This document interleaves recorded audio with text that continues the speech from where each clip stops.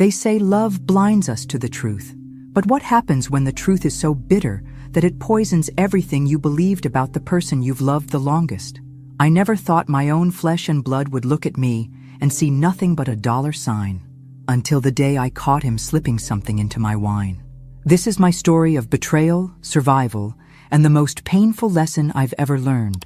Sometimes the monster isn't hiding under your bed. He's sitting across your dinner table.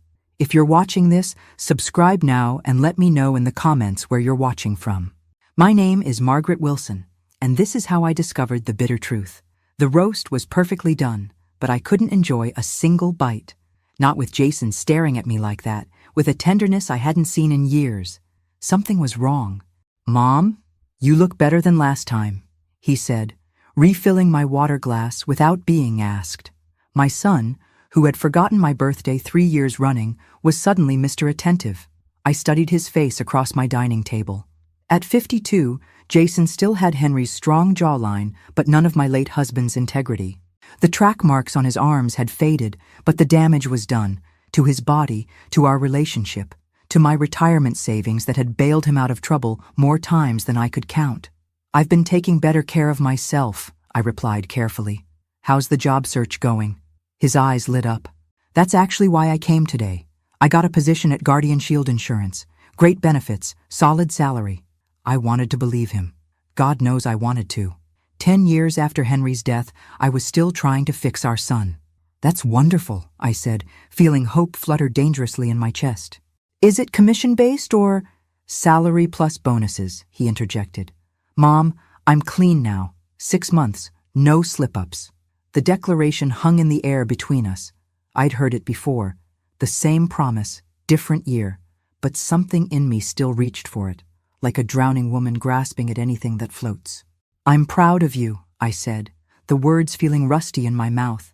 After dessert, I was gathering plates when I heard Jason's voice from the porch, urgent and low. I moved closer to the window, dish rag in hand. "I'll get the money, just need more time," he hissed into his phone. "The house is worth at least 300 grand, and there'll be the insurance too." My hands froze mid-wipe. The house, my house, that Henry and I had scrimped and saved for 40 years to pay off. When he came back inside, his smile was too wide. "Work stuff," he said before I could ask. "These clients can be demanding." He kissed my cheek goodbye, and I noticed his hands were trembling. Not the withdrawal tremors I'd learned to recognize years ago. Something different. Something worse. After his car disappeared down the street, I walked slowly to my bedroom and opened the bottom drawer of my dresser. Under a stack of Henry's old sweaters lay an envelope with $42,000 in cash, my emergency fund that not even Jason knew about. "You were right, Henry," I whispered to the empty room, touching the wedding band I still wore. "He hasn't changed." What I didn't know then was that I was already running out of time, and that our son wasn't just coming for my house, he was coming for my life. The chocolate box had a gold ribbon. The wine was my favorite Merlot. The flowers, daisies, filled my kitchen with a cheerfulness that felt increasingly at odds with the knot in my stomach. "You shouldn't have," I told Jason as he arranged the wine glasses on my coffee table. 3 visits in 2 weeks, a record. "Nothing's too good for my mom," he replied, his smile not quite reaching his eyes. The doorbell rang. It was Amanda, my niece, followed by my old friends Doris and Walter from church. Jason had organized a surprise birthday gathering, something he'd never done before. "Happy birthday, Aunt Maggie," Amanda said, hugging me tight. At 38, she looked so much like my brother Thomas, it made my heart ache. "Everyone," Jason announced, raising his glass, "to Mom's amazing 75 years." I blinked. "I'm 87, Jason." The room went quiet. Jason laughed too loudly. "See what I mean? Mom's been forgetting things. Last week she thought Reagan was still president." I had said no such thing. I began. "Don't worry about it, Mom," Jason cut in, patting my hand like I was a confused child. "We all get a little mixed up, sometimes." Throughout dinner, Jason dominated the conversation, interrupting me whenever I tried to speak. When I mentioned selling some jewelry to fund the New England trip I'd always dreamed of, he jumped in. "Don't worry about Mom's finances," he told everyone. "I'm handling all that now. She doesn't have the capacity anymore." Amanda's eyebrows shot up, but she said nothing. Later, I went to the bathroom and returned to find Jason at my desk, photographing my bank statements with his phone. "What are you doing?" I asked. He didn't even startle. "Just helping organize your papers, Mom. You've let things get pretty chaotic." After everyone left, I sat on my bed clutching Henry's photograph. "He was charming tonight," I whispered to the image of my late husband, "just like when he wanted money for drugs." Henry had always seen through Jason's manipulations. "He'll never change until he faces real consequences," he'd told me countless times. Tears slipped down my cheeks as I remembered how I'd defended our son, how I'd emptied our savings to bail him out of trouble, how I'd believed every promise of reform. I was still crying when I heard the floorboards creak outside my bedroom. Through the crack in my door, I saw Jason's shadow pause, listening. I quickly lay down and pretended to sleep. Whatever game he was playing, I was now certain of one thing. My son wasn't here to help me, and nobody was going to believe an old woman over her devoted son who was just looking out for her well-being. I was on my own. "I'm sorry, Mrs. Wilson, but your son specifically requested that we redirect your mail to his address," the postal worker explained, not meeting my eyes. "He said it would help you with your condition." My condition. As if being elderly was a disease. I thanked him and walked slowly to the bus stop, my mind racing faster than it had in years. 3 weeks without mail meant 3 weeks without bank statements or bills. What was Jason doing with them? The bank was 8 blocks away. By the time I pushed through its heavy glass doors, my hip was aching something fierce, but determination pushed me forward. "Mrs. Wilson!" The bank manager, Mr. Hoffman, looked up in surprise. "We've missed seeing you." Mr. Hoffman had known Henry and me for decades. When I explained my concerns, his professional smile faded. "There have been some unusual account inquiries," he admitted, lowering his voice. "Your son came in last week asking about home equity loans with your house as collateral. He also inquired about getting power of attorney." My blood ran cold. "Did he withdraw anything?" "He tried to access your emergency savings account. We denied it without your signature. Thank God for small mercies." As I waited for the bus home, my phone rang. It was Dr. Richards, my physician of 20 years.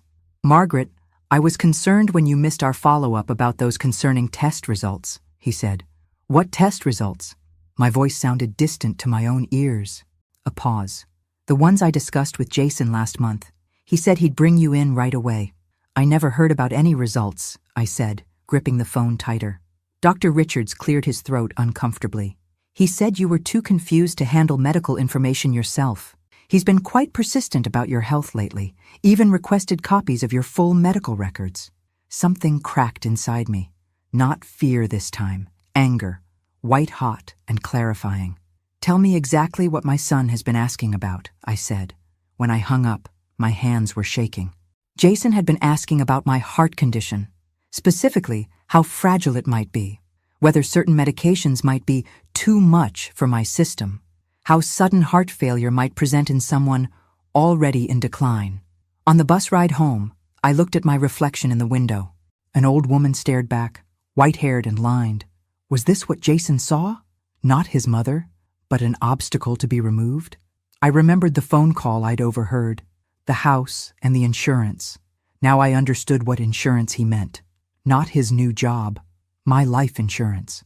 A memory surfaced. Jason as a little boy, crying over a dead bird in our yard. How tenderly he had buried it. How he had asked if the bird had a family who would miss it. What had happened to that child? The bus stopped a block from my house. As I walked home, I saw Jason's car in my driveway, and beside it, an unfamiliar, official-looking vehicle. Through my front window, I could see Jason talking to a woman in a suit who was taking notes. He was gesturing around my living room, pointing out things I couldn't see. I straightened my spine, ignoring the pain in my hip. Whatever he was planning, I would not go quietly. "Mrs. Wilson, I'm Karen Patterson from Adult Protective Services," the woman said when I entered my own living room. "We received a report about possible self-neglect." Jason hovered nearby, his face a mask of concern. "Mom, I was just explaining to Ms. Patterson about finding expired medication in your cabinet." I set down my purse carefully. "How interesting that you found something I didn't know was there." The social worker glanced between us. "Mrs. Wilson, may I look around your home?" "Of course," I said calmly.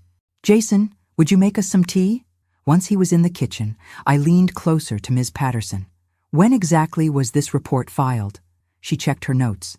"Yesterday at 3:15 p.m. The caller requested anonymity, but scheduled this visit for today at 2 psych. The same time Jason had texted asking if I would be home. For the next hour, Jason led Ms. Patterson through a guided tour of my supposed incompetence. The expired food in the refrigerator that he'd brought weeks ago, the unpaid bills he'd been intercepting, the disorganized medication that had been perfectly arranged until he rearranged it while I was in the bathroom.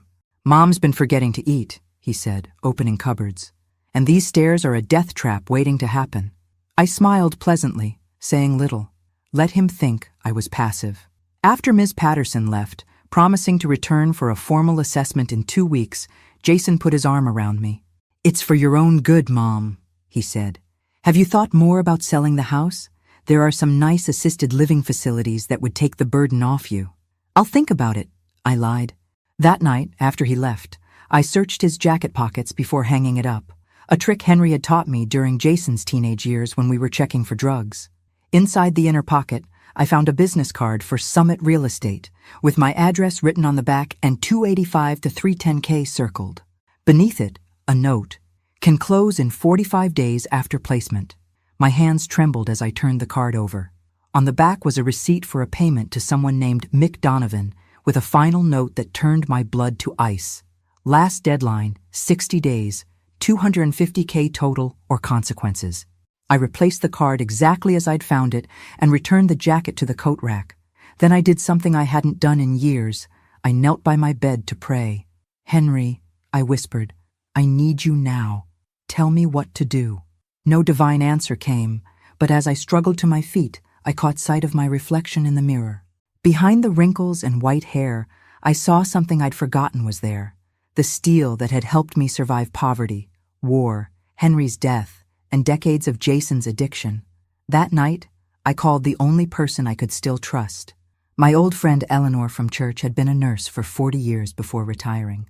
If anyone would believe me, she would. "Eleanor? It's Maggie," I said when she answered. "I need help. I think my son is trying to kill me." The words hung in the darkness of my bedroom, terrible and true. "You look lovely tonight, Mom," Jason said, pouring the dark red wine into my glass. "That blue brings out your eyes." I smiled, though my heart was hammering in my chest. This was our third special dinner this month, each one featuring wine that Jason insisted on pouring himself. "I've been thinking about your future," he continued, watching me intently as I lifted the glass. "I'm looking into some insurance options, just for peace of mind." "Insurance?" I took a small sip and forced myself not to grimace at the bitter aftertaste. "What kind?" "Nothing to worry about," he waved dismissively. "Just coverage for potential medical expenses. You know, being prepared is part of my job now." His eyes never left my glass. I pretended to take another sip. "How's your heart been lately?" he asked casually. "Still taking the medication Dr. Richards prescribed?" "Every day," I lied. I'd stopped taking anything Jason handled weeks ago. "Good, good. And those dizzy spells you mentioned?" I'd mentioned no such thing. "Oh, they come and go," I said vaguely, discreetly emptying half my wine into the potted plant beside me when he turned to serve the pasta. Jason's face tightened when he noticed my still full glass. "Not enjoying the wine? It's expensive stuff." "It's lovely," I assured him. "Just taking it slow. My tolerance isn't what it used to be." He relaxed slightly. "Well, here's to your health." He raised his glass in a toast. "To health," I echoed, pretending to sip again. After dinner, I walked him to the door, playing the part of the slightly confused but appreciative mother. When his car finally pulled away, I rushed back to the potted plant. The leaves were already turning brown at the edges. With shaking hands, I carefully poured the remaining wine into an empty prescription bottle and sealed it tight. Then I hid it in the back of my closet, behind Henry's old boots. Standing in my silent kitchen, I caught my reflection in the window. For a moment, I barely recognized myself, this frightened old woman with trembling hands and shadows under her eyes. But then I straightened my shoulders, the way Henry always told me to when times got tough. "You will not break me," I whispered to Jason's ghost in the empty room. "Not after everything I've survived." I'd been a fool, thinking maternal love could overcome addiction and greed. Now I needed to be something else entirely. I needed to be a survivor. That night, I called Eleanor again. "It's happening," I told her. "He's putting something in my drinks. I'm coming over tomorrow," she said firmly. "And I'm bringing someone who can help." As I hung up, I noticed a text from Jason. "Hope you're feeling well after dinner. Might have been too much wine for you. Sleep tight, Mom." I set the phone down and stared at the moon through my bedroom window. It was waning, half of its face hidden in shadow. Like the truth about my son, like the mother I now needed to become. "Don't touch anything," Tyler whispered, glancing nervously at the windows. "If he's as paranoid as you say, he might notice." Eleanor's 19-year-old grandson looked nothing like a hero, all gangly limbs and acne scars. But to me, he was a knight in shining armor. As a part-time security system installer and IT student, he'd brought tiny cameras that looked like nothing more than black buttons. "This one goes in the bookshelf," he said, positioning a camera between my collection of mystery novels, "and this one in the kitchen light fixture. They'll stream to a secure server at Grandma's house." Eleanor stood watch by the window. "Barbara will be here soon," she said. "She's bringing the paperwork." Barbara Reynolds, Eleanor's friend and a retired attorney who specialized in elder law, had agreed to help me pro bono. "I've seen this before," she'd told me over the phone, "and I refuse to see it happen again." As Tyler installed the last camera, I felt a strange calm settle over me. For weeks I'd been a victim, frightened, reactive, alone. Now I had allies. A plan. "Done," Tyler announced. "I've set up the feeds to a password-protected site. Grandma and I will monitor them 24/7. The doorbell rang. Barbara Reynolds was a compact woman with silver hair cut in a sharp bob and eyes that missed nothing. "Let's get to work," she said, spreading documents across my dining table. "First, we're creating a new will with ironclad provisions. Then we're filing for a restraining order based on the wine sample you saved." "Will anyone believe me?" I asked, voicing my deepest fear. "Against my own son?" Barbara's eyes flashed. "With the evidence we're gathering? Absolutely." Eleanor squeezed my hand. "We also need a code system for emergencies. If Jason shows up unexpectedly or you feel threatened, send me a text about my knitting pattern. That's our signal to call the police."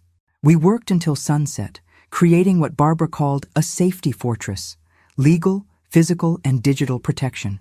Tyler installed a small safe in my basement where I could store evidence. Barbara helped me open a new bank account at a different bank. Eleanor prepared emergency bags to keep at her house in case I needed to leave quickly. As they were leaving, Barbara paused at the door. "Margaret, are you certain you want to go through with this? It won't be easy." I thought of all the times I'd made excuses for Jason, the money I'd given him, the lies I'd believed, the way Henry had looked at me with disappointment in his eyes when I bailed our son out yet again. "I'm certain," I said, my voice stronger than it had been in years. "He's left me no choice." That night, alone in my house that no longer felt like the safe haven it once was, I started a coded diary, as Barbara had suggested. Not about my fear or pain, but about my plan, my resistance. I wrote about the mother I had been, soft, forgiving, blind, and the woman I needed to become, clear-eyed, strategic, unafraid. As I wrote, I felt something shifting inside me. The helpless victim was receding, and in her place stood a woman I'd almost forgotten existed, the one who had worked 2 jobs after Henry's first heart attack, who had faced down bill collectors during the recession, who had buried her husband and kept going. I closed the diary and locked it in the new safe, along with the wine sample and a burner phone Eleanor had given me. Through my bedroom window, I could see Jason's car parked down the street. Watching, waiting, let him watch. The game had changed, and he didn't even know it yet. "Sleeping like a baby." Jason's voice came through clearly on the camera feed Eleanor had pulled up on her tablet. He was in my kitchen, speaking into his phone while rifling through my medicine cabinet. "Another week, maybe 2, and it'll look like natural causes. Heart failure in her sleep." Eleanor's face was grim as we sat in her living room, watching my son plot my death. Tyler hovered nearby, recording everything. "We need to check what he's doing with your medication," Barbara said, making notes. "Can you get a sample of the pills he's replaced?" I nodded. "I've been palming them for days, pretending to swallow." Over the next week, our evidence mounted. Jason searching my dresser drawers for financial documents. Jason on the phone with someone discussing getting the old lady's signature on the transfer papers before it's too late. Jason replacing my heart medication with identical-looking pills that, when tested by Amanda at the hospital lab, turned out to contain traces of substances that would gradually weaken my heart. He's been researching untraceable poisons, Tyler reported, showing us the browser history from my computer, and how to make heart attacks look natural in elderly patients. The most damning evidence came when Barbara's contacts in the insurance industry discovered that Jason had taken out a life insurance policy on me worth $250,000 through a shady company called Guardian Shield Insurance. He'd used forged documents showing me as 75 instead of 87 and bribed an agent named Frank Simmons to bypass the medical exam requirement. The policy has a 2-month waiting period before it pays out, Barbara explained, which explains his timeline. And look at the beneficiary address. It matches this Mick Donovan character's. A loan shark, Tyler confirmed, having traced the name through public records. Jason owes him big time, judging by the payment slips you found. On the day Miss Patterson returned for her follow-up assessment, I was ready. Following Barbara's coaching, I presented myself as organized, lucid, and perfectly capable. I showed her my medication management system, my balanced checkbook, and the healthy meals in my refrigerator. Mrs. Wilson, frankly, I'm confused, she admitted. The concerns reported to us don't match what I'm seeing at all. Perhaps there was a misunderstanding, I suggested mildly. Or perhaps someone has reasons to want me to appear incapable. When Jason arrived unexpectedly during the assessment, his face darkened, seeing Ms. Patterson and me chatting comfortably over tea. Mom has good days and bad days, he interjected, shooting me a warning look. Today must be a good day. After Ms. Patterson left, having found no grounds for intervention, Jason's facade cracked. What was that about? He demanded. You hardly recognized me last week, and now you're Martha Stewart? I blinked innocently. I'm just following my routine, Jason. Did you need something? His eyes narrowed. Actually, I brought some papers for you to sign, just some routine financial matters. He pulled out transfer documents for my house and a new will naming him as sole beneficiary. I'll look these over later, I said, setting them aside. My eyes get tired in the evening. Mom, his voice hardened. These need to be signed now, for your protection. I clasped my hands to hide their trembling. I'm quite tired, son. Perhaps tomorrow? Something flashed in his eyes, rage, quickly masked by concern. Of course, Mom. Rest well. I'll come back in the morning. After he left, I called Barbara immediately. He's getting impatient. The documents are here. He wants the house transferred tomorrow.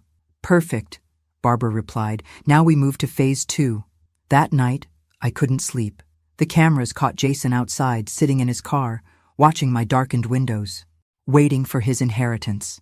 Little did he know, I had just removed him from my will entirely. Mom! Jason's voice boomed through my house. Why aren't you answering your phone? I've been calling all morning. I was sitting at my kitchen table, calmly eating toast, when he burst in. 3 days had passed since his last visit, and his composure was visibly cracking. Dark circles shadowed his eyes, and his hands twitched at his sides. Good morning, Jason, I said evenly. I must have been in the garden. Such a lovely day. The garden? He glanced at the window where rain streaked the glass. It's pouring outside. I blinked owlishly. Is it? I could have sworn. This was the new strategy Barbara had suggested. Selective confusion. Act disoriented about harmless things, making Jason believe his plan was working while remaining crystal clear about anything legally binding. Never mind, he muttered. Did you look at those papers I left? What papers? I asked innocently. His jaw tightened. The house transfer. The new will, remember? I frowned. Oh, those papers. I gave them to my financial advisor to review. Your what? Jason's voice rose an octave. Mr. Hoffman at the bank, I said. He's always helped me with important decisions. Henry trusted him. Jason's face flushed. You had no right. Those were private family matters. I met his gaze steadily. It's my house, Jason. My life. My decision. Something changed in his expression then. The mask of concern slipping to reveal the cold calculation beneath. You know, Mom, he said, his voice dangerously soft, I'm worried about your mental state. 1 minute you're confused about the weather, the next you're making financial decisions. I may get confused about small things, I replied, "but I know exactly what belongs to me."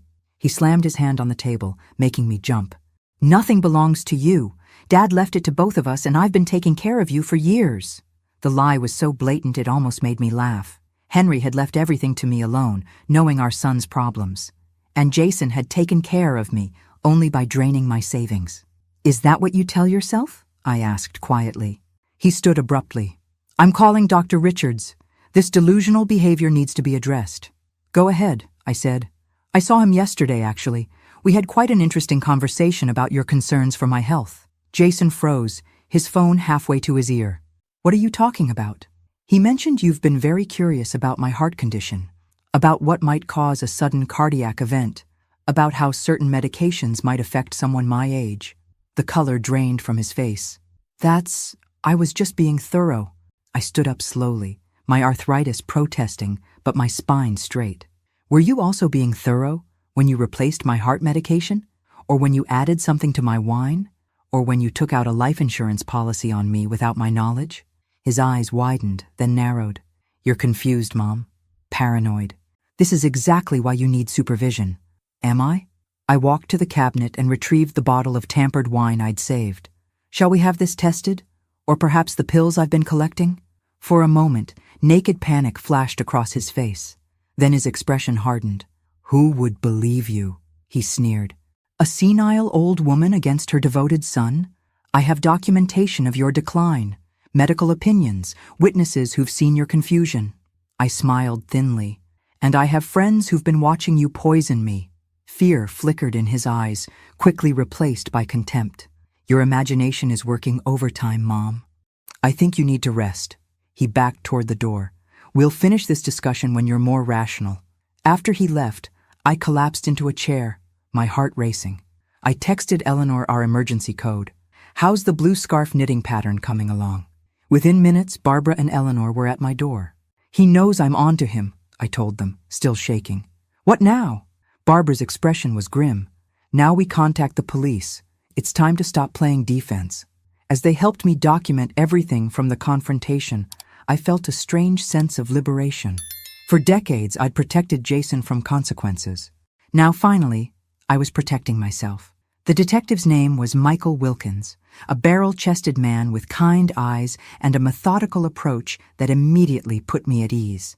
"Mrs. Wilson," he said, reviewing the evidence Barbara had compiled, "you've done an impressive job documenting this situation.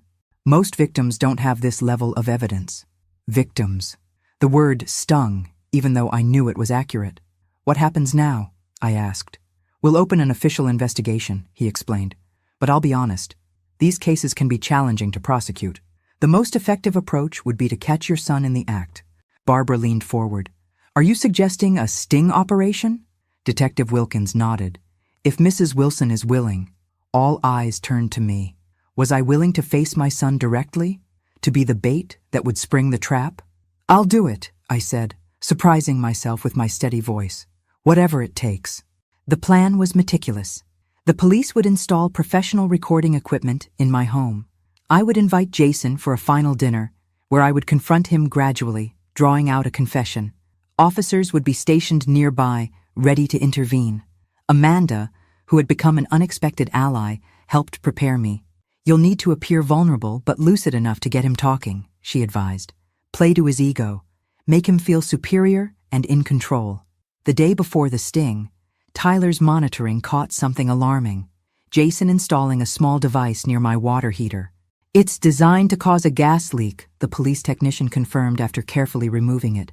"Set to activate remotely." The discovery sent a chill through me.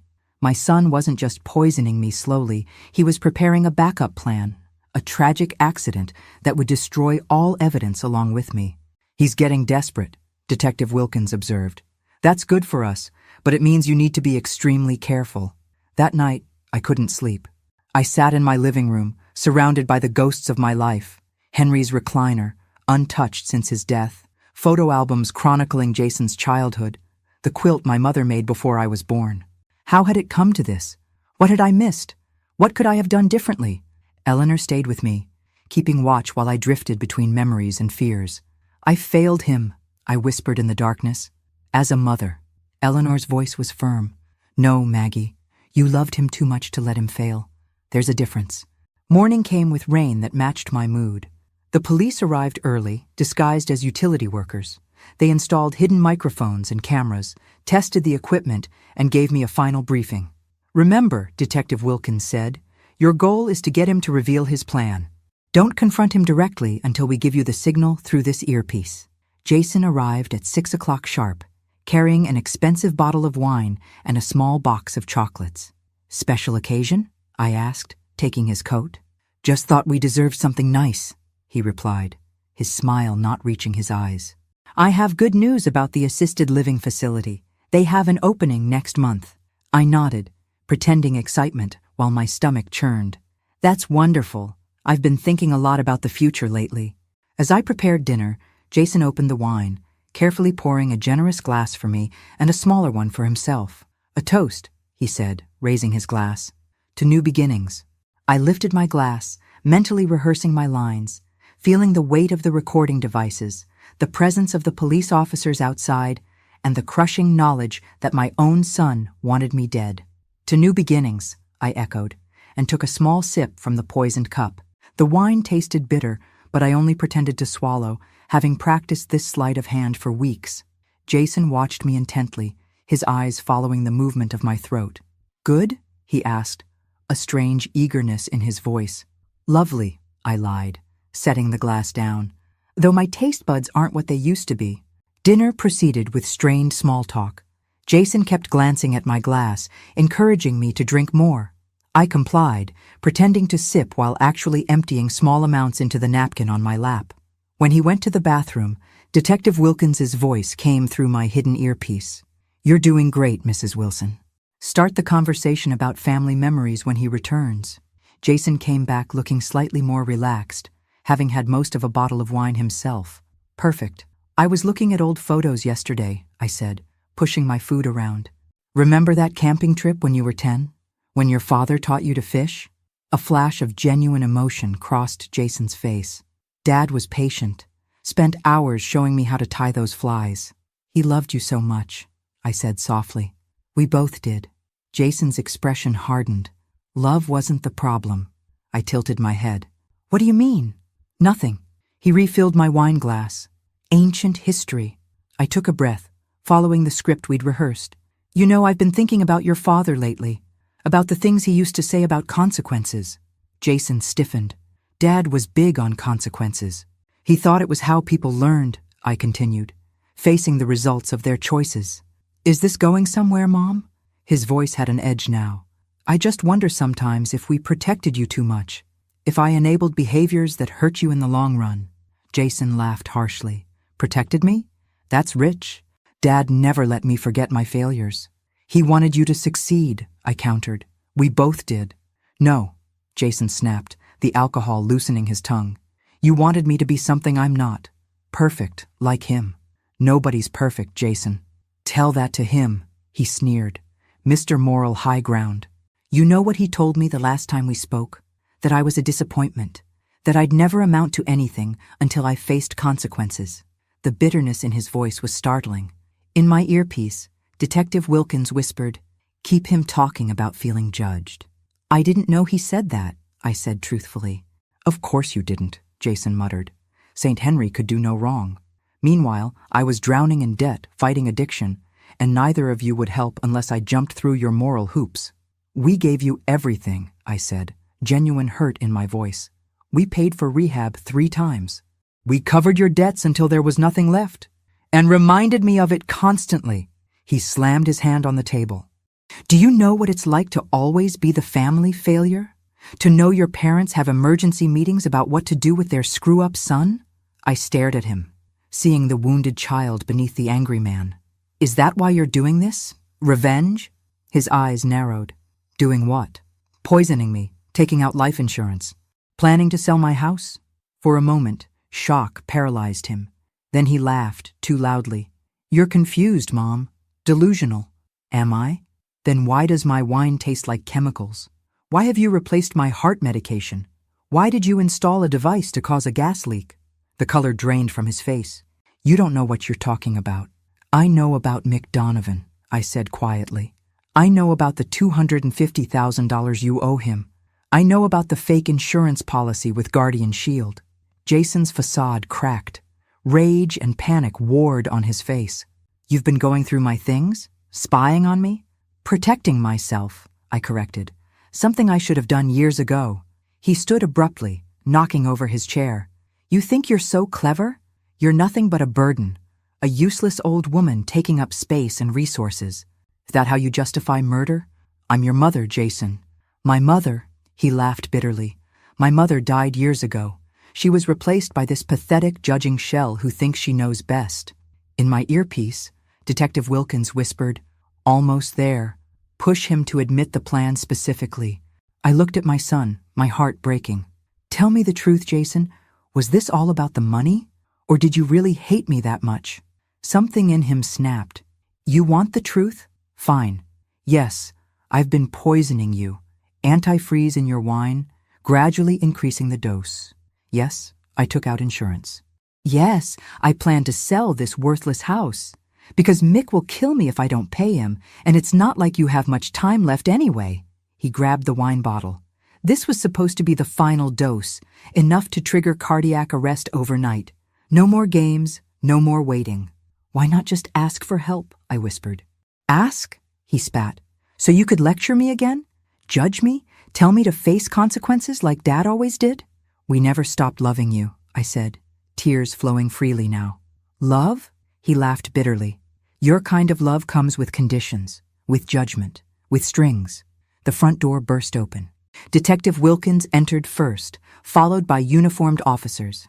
Jason Wilson, you're under arrest for attempted murder, Wilkins announced. We have everything on tape. As they handcuffed my son, he stared at me with pure hatred. You set me up. I met his gaze steadily.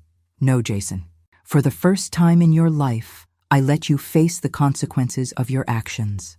As they led him away, I collapsed into my chair, feeling neither victory nor relief, only a profound, shattering grief for the son I had lost long before tonight. The courtroom fell silent as the judge prepared to announce the sentence. 1 year had passed since that terrible night in my kitchen.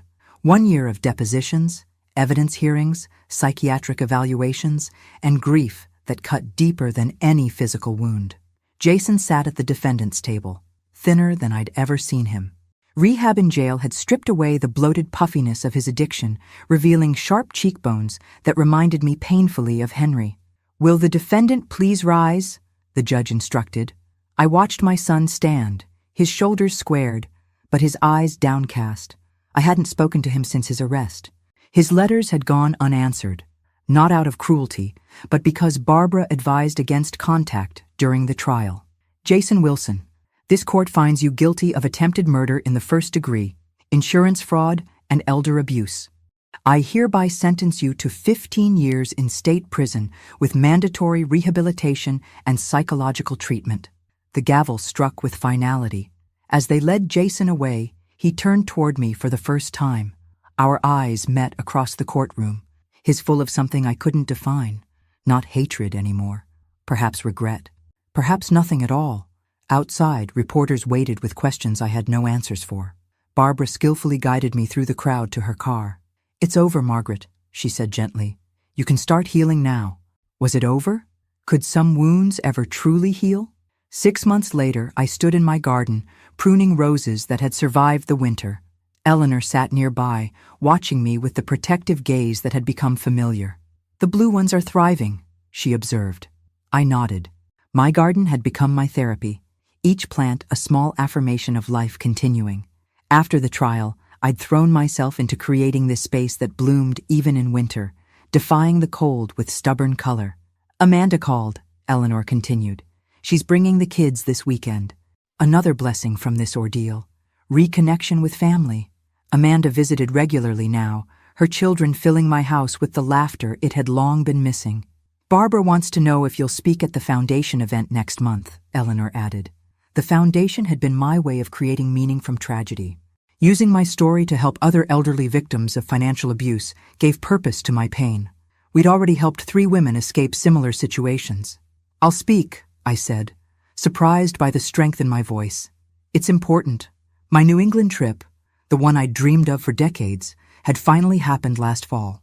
I'd scattered some of Henry's ashes along the rocky coastline, fulfilling a promise made long ago. The rest remained with me, a connection to the man who had tried to warn me, to protect me, even beyond death. Inside, my house felt different now. Security systems Tyler had installed remained, but they no longer represented fear, just prudence. The cameras were gone, the hidden microphones removed. This was my sanctuary again. That evening, a letter arrived from the state correctional facility. Jason's handwriting on the envelope. Unlike the others, I opened this one. "Dear Mom," it began, the handwriting steadier than it had been in years. 8 months sober now. The prison therapist says I should write even if you never respond. I don't expect forgiveness. I'm only beginning to understand what I did to you. Dad was right. I needed consequences. Each day of sobriety brings more clarity about the monster I became. I'm facing the truth about myself, as he always said I should. Tears blurred my vision as I continued reading. Not tears of reconciliation, that might never come, but of recognition.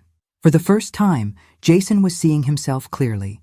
It was the beginning of something, though I didn't know what. Later, I sat at my desk with the new journal I'd started after the trial. Not a record of fear and betrayal, but a testament to survival, to transformation, to the woman who emerged from trauma stronger than before. On the final page, I wrote, "Sometimes we must lose almost everything to discover our true strength.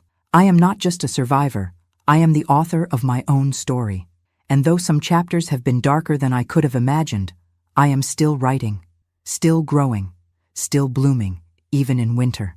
Outside, snow began to fall, dusting my winter roses with white. I watched them bend, but not break under its weight. Nature's perfect metaphor. I closed the journal and looked at Henry's photograph beside me. "You were right," I whispered. About consequences, about strength, about everything. The bitter truth had nearly killed me, but in the end, it had set me free. Thanks for listening.